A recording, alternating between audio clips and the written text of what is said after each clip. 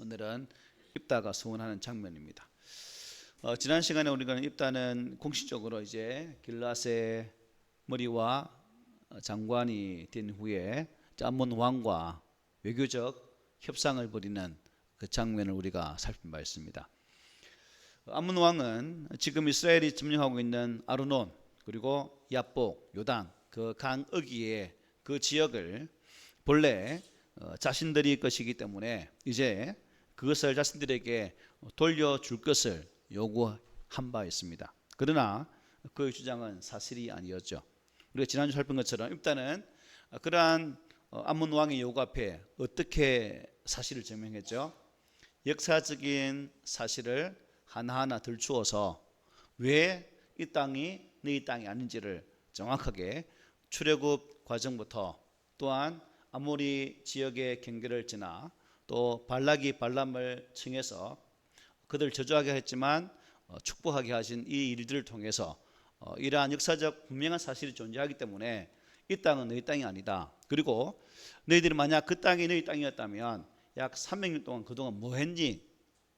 너희 땅이었다면 진작 여기에 들어와서 이 땅을 차지하지 왜 그동안 차지하지 못했니? 라는 말하면서 조목조목 암몬 왕에 대해서 지금 살고 있는 이 지역이 너희 땅이 아니라 하나님께서 우리에게 허락하신 땅이기 때문에 결코 우리는 이 땅을 너희에게 양보할 수 없다라는 내용을 우리가 지난주까지 살핀 내용입니다. 그래서 이러한 역사적 사실이 있기 때문에 누가 말해도 누가 주장할지라도 온전한 하나님의 은혜로 우리가 차지한 땅이기 때문에 더 이상 우리는 이 땅을 너희에게 넘길 수 없다라고 말을 한 바 있습니다. 결국 이러한 협상이 결렬되면 무슨 일이 벌어지겠습니까? 싸움밖에 없는 거죠. 남은 족속과 유다 백성이 한바탕 그야말로 치열하게 싸워야 할 그러한 상황입니다. 그래서 이제 오늘 본문이 바로 그러한 내용을 담고 있죠. 그 전에 이제 지난주에 우리가 봤던 마지막 21절에 보면 이렇게 했죠. 내가 내게 죄를 짓지 아니하였거늘 내가 나를 쳐서 내게 악을 행하고자 하는도다. 원하건대 심판하시는 여호와께서 오늘 이스라엘 자손과 암몬 자손 사이에 판결하시옵소서. 결국 암몬과 유다의 사이에서 누가 심판장을 낸다는 거예요? 하나님께서 사사가 되셔서 심판해 주셔서 잘 결론 나기를 원한다라는 사실을 우리가 본 바 있습니다. 그래서 우리가 이것을 보면서 중요한 것은 입다가 하나님의 온전한 섭리를 의지하고 오직 하나님만이 유일한 심판자가 되신다는 사실을 분명히 말씀했죠. 그래서 제가 마칠 때 우리가 하나님께 어떤 것을 요구하기 전에 과연 나는 내가 하나님 편에 온전히 서 있는가를 우리 함께 질문해 봅시다 라고 지난주 수요일 날 끝을 맺으면서 그렇게 말씀드린 바가 있습니다. 어떤 여러분들은 한 주간 사시면서 우리 입다 이게 사사기의 말씀 보면서 나는 하나님 편에 서서 하나님께 온전한 것을 요구하며 사는가? 어떻게 하나님 편에 잘 서 계시던가요? 어떻던가요? 그래서 우리가 항상 이 믿음의 삶을 살기란 내 뜻을 관철하기 위한 신앙이 아니라 하나님의 뜻을 이루기 위한 삶이 되어질 때 비로소 하나님 역사하심 은혜가 우리 가운데 임할 수 있다는 사실을 항상 기억하면서 신앙생활을 하시면 좋을 것 같습니다. 이제 이러한 요구를 듣지 못한 암몬과 이제 유다가 그야말로 싸워야 할 그런 상황입니다. 그래서 우리가 앞전에 보았던 지난주 앞전에 보았던 말씀에서는 이스라엘 백성들이 하나님 앞에 바로 서 있지 못하니까 너희들을 상관하지 않겠다라는 말씀도 기억나죠. 하나님은 너희들에게 상관하지 않겠다고 말씀했지만 오늘 본문에 보니까 상관을 하시는 것 같아요. 뭘 보고 알 수 있을까요? 하나님이 입다에게 여호와의 영을 보내셨다라고 말씀합니다. 29절에 이렇게 말씀하죠. 이에 여호와 영이 입다에게 임하시니 입다가 길앗과 므낫세를 지나서 길앗의 미스베에 이르고 길앗의 미스베에서부터 암몬 자손에게로 나아갈 때에라고 말씀하죠. 하나님께서 입다에게 여호와의 영을 보내신 까닭이 무엇일까요? 여호와는 이스라엘 민족들의 배반. 사사기의 흐름이 계속 그렇잖아요. 배반하고 징계하고 회개하고 용서하는.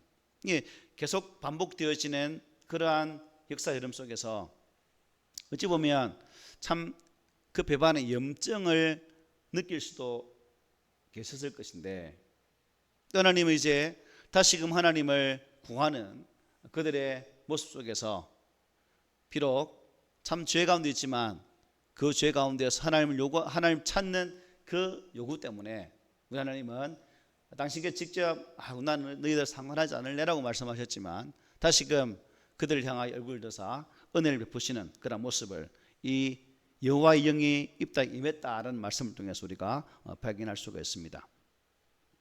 우리가 사사기에서 반복해 보게 되는 문이라면, 하나님이 이 사사들을 세워서 전쟁에 나아가실 때에 항상 그들에게 무엇이 임합니까? 말씀처럼 여호와의 영이 임하여서 사사가 주의 일들을 감당하는 모습을 보게 됩니다. 온유엘이 구산 이스라엘을 이길 때도 그랬고, 또 기드온이 미디안과 싸워 이길 때도 마찬가지였습니다. 근데 사사들은 결국 자기의 힘으로 싸운 것이 아니라 누구의 힘으로요? 여호와의 영이니까 하나님의 힘으로 싸움을 감당했다는 사실을 잘 알 수가 있습니다. 결국 성령의 능력이 임하기 전에는 그들 역시 능력 면에서 어떻게 해요? 다른 사람과 우리와 조금도 다를 바 없는 그러한 나약한 자들이었습니다. 하지만 그들 가운데 성령의 역사하심 은혜가 나타났을 때에 정말 세상이 감당하지 못하는 그러한 하나님의 일꾼이 되었고, 하나님은 그들을 사용하셔서 유다 백성들에게, 이스라엘 백성들에게 구원이라는 은혜를 선물로 주시는 모습을 우리는 사사기를 통해서 분명히 보게 됩니다. 그런데 성령이 그들을 바꾸은 것처럼 오늘 우리도 우리의 신앙의 삶을 살아가면서 내 스스로가 나를 바꾸려고 한번 해보십시오. 되던가요? 안 됩니다. 우리 자신들도 나의 노력과 나의 어떠한 그 무엇으로 나를 변화시키려고 부탄 애를 썼지만 우리는 결코 나를 변화시키지 못합니다. 그러나 내 안에 계시는 그 성령님의 은혜가 강력하게 역사하실 때, 그 성령님의 역사하심 은혜가 드러날 때에 비로소 우리는 점차 변화되어진, 그리고 성숙한 신앙의 삶을 살아갈 수 있다는 겁니다. 그래서 이러한 말씀은 결국 오늘 이 시대 속에서 우리는 왜 성령을 사모하며 살아야 되는가, 왜 순간마다 성령의 충만함을 구하는 그러한 신앙생활을 감당해야 되는지를 잘 보여주는 부분이죠. 특별히 신약의 사도행전을 통해서 오셨던 그 성령의 은혜가 우리 가운데서 지금 임재하고 있다는 이 사실을 항상 강조하는 거잖아요. 내 안에 계신 그 성령님 임재하심을 느끼고 살아가야 된다는 거예요. 이게 약하면 우리는 자주 실패하게 되어지는 것이고, 그 실패 속에서 좌절을 경험하고, 그 좌절이 심각하면 결국 하나님을 바로 쓰지 못하는 결과를 낳게 된다는 것입니다. 그래서 주님은 요한복음 14장 16절 17절 이렇게 말합니다. 내가 아버지께 구하겠으니 그가 또 다른 보혜사를 너에게 주사 영원토록 너희와 함께 있게 하리니. 언제까지요? 순간 잠깐만, 영원토록 너희와 함께 있게 한다. 그는 진리의 영이라 세상은 능히 그를 받지 못하나니 이는 그를 보지도 못하고 알지도 못함이라. 그러나 너희는 그를 아나니 그는 너희와 함께 거하심이요 또 너희 속에 계시겠습니다. 아멘. 성령이 내 안에 있다 없다? 있다는 거죠. 이게 우리가 믿음으로 승리할 수 있는 가장 빠른 길입니다. 그러므로 우리가 신앙생활을 감당하면서 내 안에 계시는 그 성령님이 신음하지 않도록, 근심하지 않도록 우리는 바른 믿음의 삶을 살아야 되죠. 그래서 고린도전서 3장 16절에 이렇게 말합니다.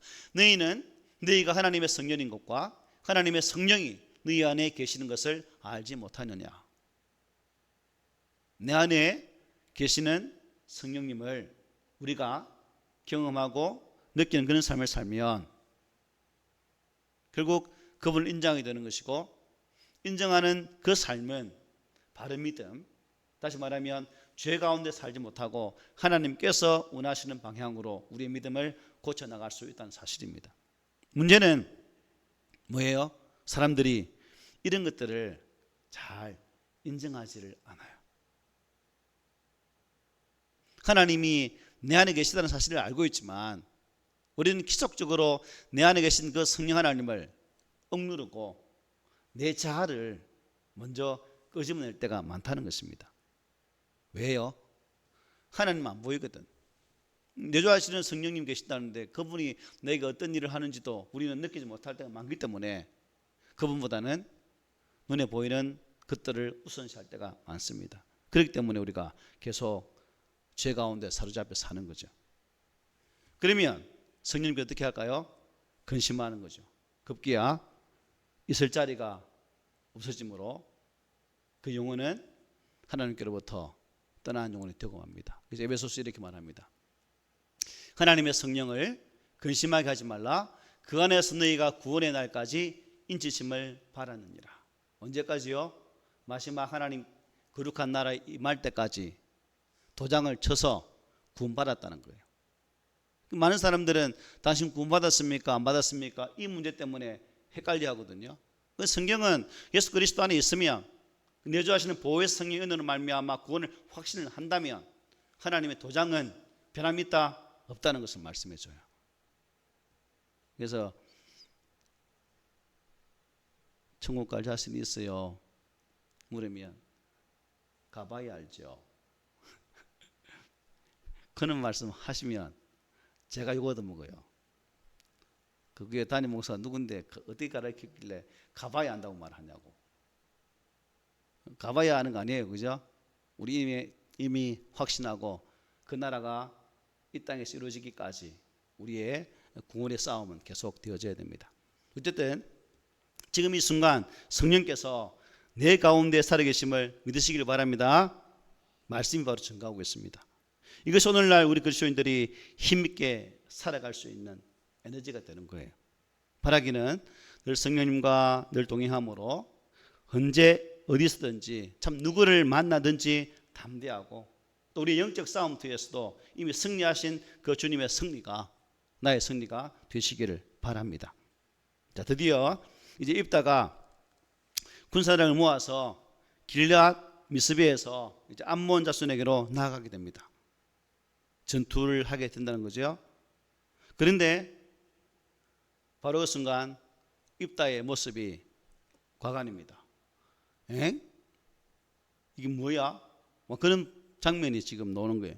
30절 31절인데 한번 읽어봅시다. 시작. 그가 여호와께 선하여 이르되 주께서 과연 암몬 자손을 내 손에 넘겨주시면 내가 암몬 자손에게서 평안히 돌아올 때에 누구든지 내 집 문에서 나와서 나를 영접하는 그는 여호와께 돌릴 것이니 내가 그를 번제물로 드리겠나이다 하니라.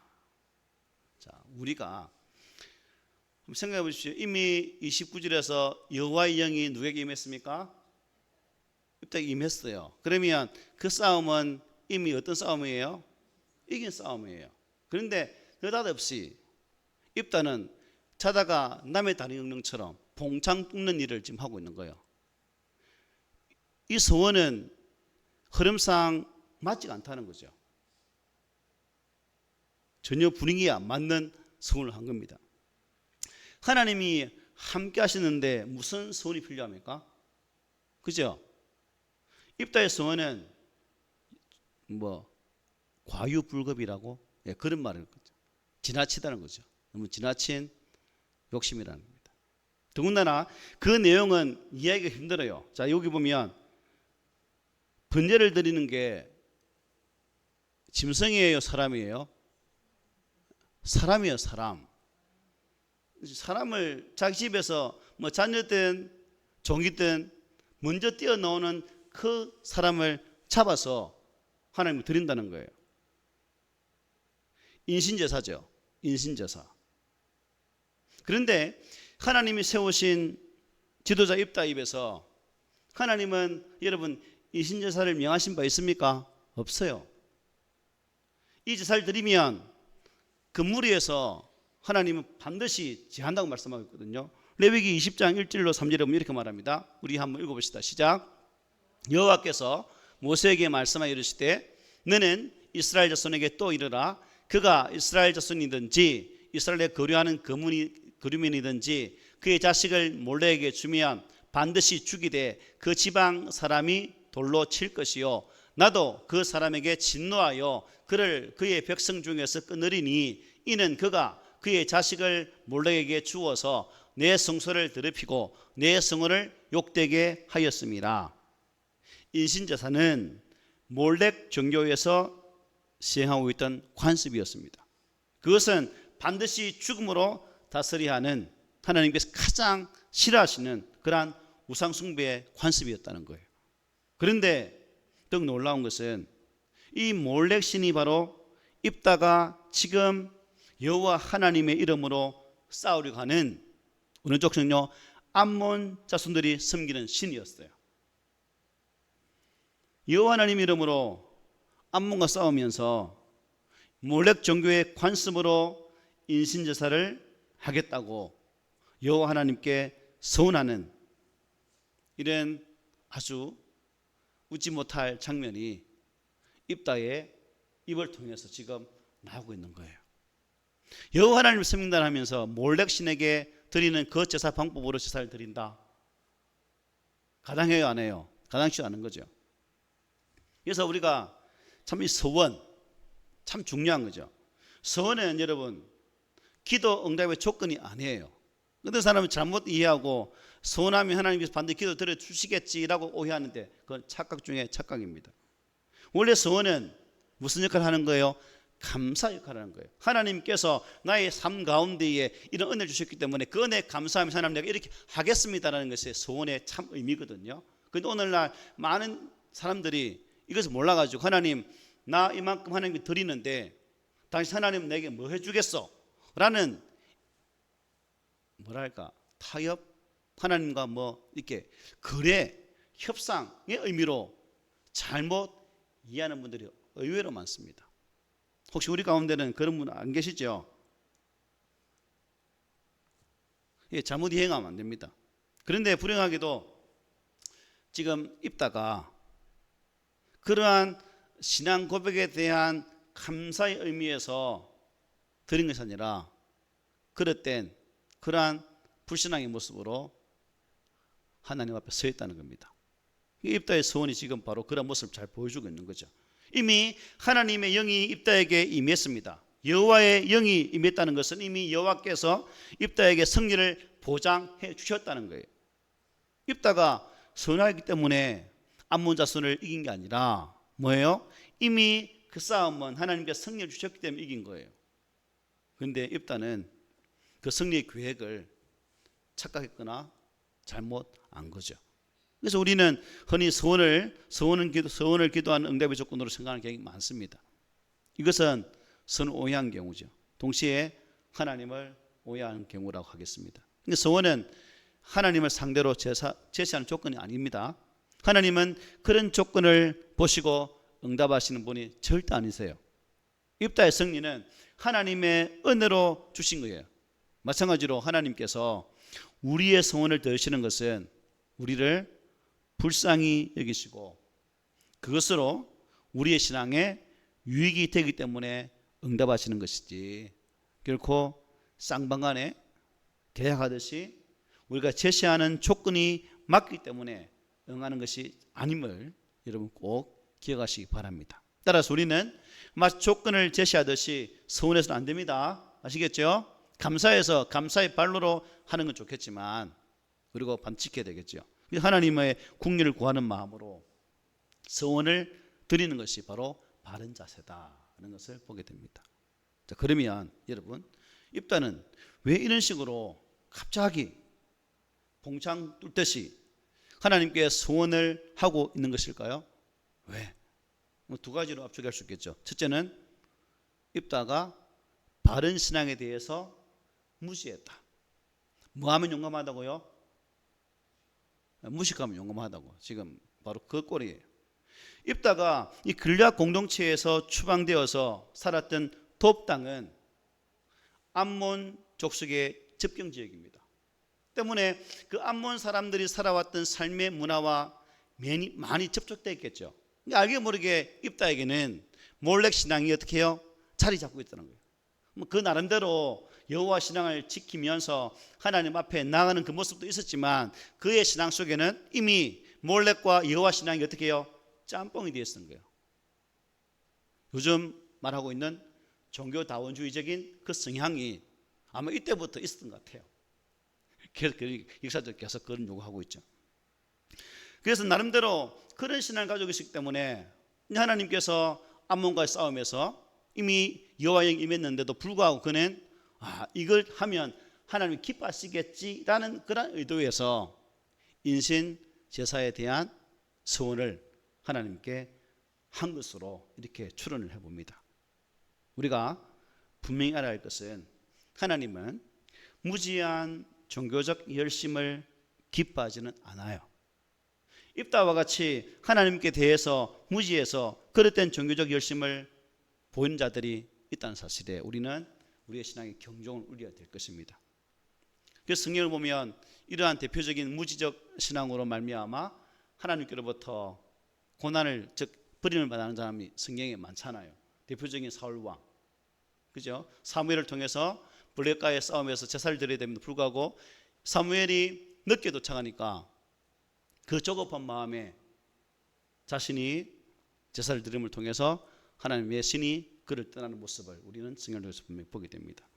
신약 시대에도 예수님 당시에 바리새인들, 그들은 율법에 대해서는 뭐예요? 그냥 천재적인 머리를 가지고 있습니다. 문구 하나 다 외워 모든 거 다 하잖아요. 11조도 꼬박꼬박 했죠. 금식도 기도도 열심히 했습니다. 그러나 그들은 하나님의 뜻에는 어떻게 해요? 철저하게 무지했습니다. 그래서 주님은 뭐라고 말씀했어요? 이렇게 말하죠. 화 있을진저 외식하는 서기관과 바리새인들이여, 너희가 박하와 희양과 근처의 11조는 들이되 율법에 더 중한 바 정의와 긍휼과 믿음은 버렸도다. 그러나 이것도 행하고 저것도 버리지 말아야 할지니라고 주님 말씀하셨어요. 결국 그들의 무지와 교만은 하나님 아들이신 예수님 어떻게 해요? 십자가에 못 박아 죽는 데까지 나가지 않습니까? 이것은 하나님께 대한 종교적인 열심이 얼마나 큰 오류를 낳는지 잘 보여주고 있다 하겠습니다.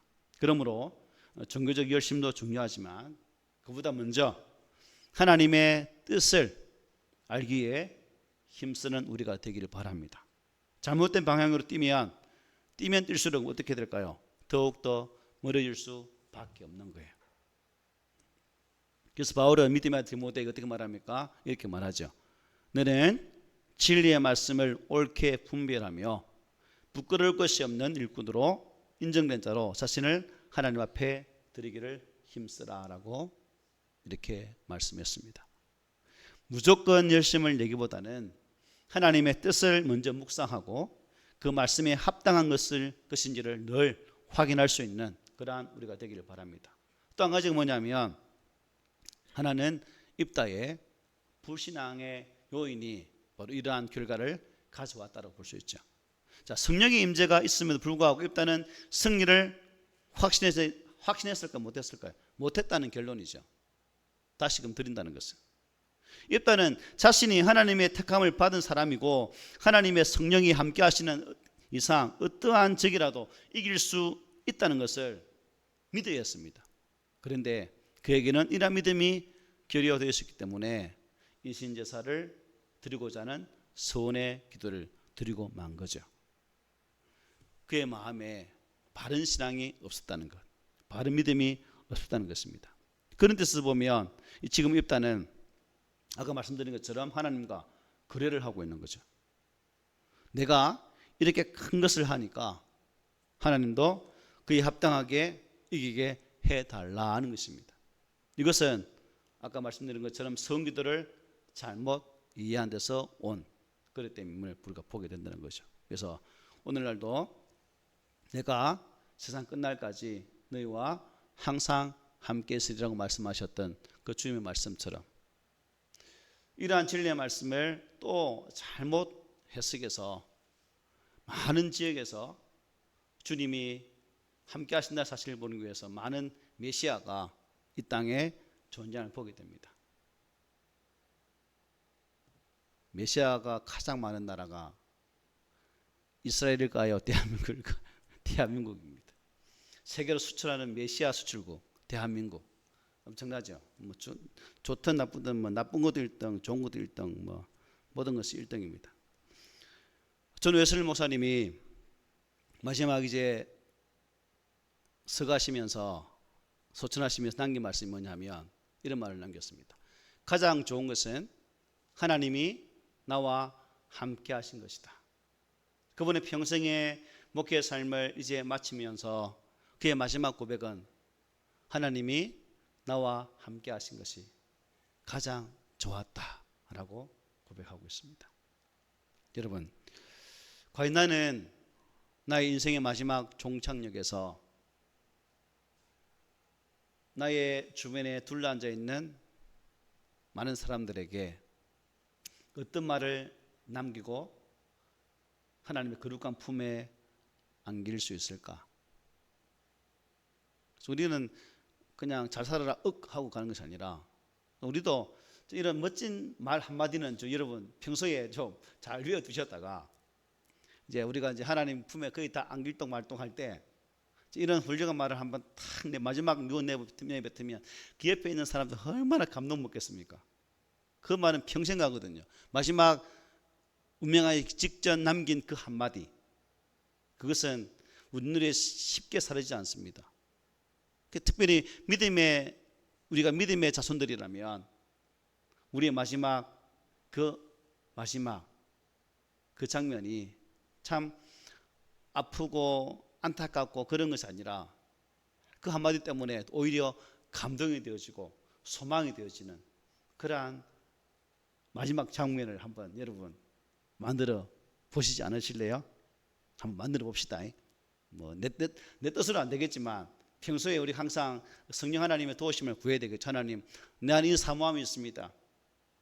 우리 믿음의 선배들이 남겼던 그 믿음의 아름다운 족적처럼 나 또한 마지막 나의 목숨이 다하는 그 순간에 내 주변에 둘러서 있는 이들에게 이러한 귀한 한마디를 남기고 간다면 참 좋겠다는 그 모습. 어쨌든 오늘 입다의 잘못된 서원에도 불구하고 우리 하나님께서는 이스라엘에게 승리의 은혜를 주셨습니다. 입다는 그가 그토록 원하던 전쟁의 승리를 획득할 수 있었습니다. 참 기생의 아들로 태어나서 이복 형제들에게 밀려서 참 오랫동안 타향해서 나그네와 같은 삶을 살아야 했던 입다. 하지만 그는 이제 하나님 은혜로 말미암아 이 전쟁에서 승리하게 됨으로써 이제 길라 모든 거민의 머리 장관이 되었습니다. 그리고 오늘 마지막 32, 33 이렇게 말하죠. 우리 함께 읽어봅시다. 시작. 이 입다가 암몬 자손에게 이르러 그들과 싸우더니 여호와께서 그들을 그의 손에 넘겨주심에 아벨로부터 민낫에 이르기까지 20성읍을 치고 또 아벨 그라밈까지 매우 크게 무찌르니 이 암몬 자손이 이스라엘 자손 앞에서 항복하였더라. 아멘. 여러분, 그냥 이긴 것이 아니라 어떻게 이겼다고요? 크게 이겼다. 그래서 중요한 것은 입다의 소원 때문에 이긴 것이 아니라 하나님께서 승리를 주셨기 때문에 이기게 되었다는 겁니다. 입다의 불신앙이 이 장면에서는 엄청 부끄러워지는 그러한 대목입니다. 입다는 참 이기고도 실패한 사람이 되었습니다. 그리고 승리하고도 아주 슬픈 사람이 되고 말았습니다. 바라기는 이 입다의 실패를 본받지 말고 우리 성도들은 하나님의 뜻을 바르게 분별하고 또 그에 합당한 열심을 보임으로써 훗날 하나님께 잘했다 칭찬 들을 수 있는 우리 모두가 되기를 오늘 말씀으로 권면을 드립니다. 아멘.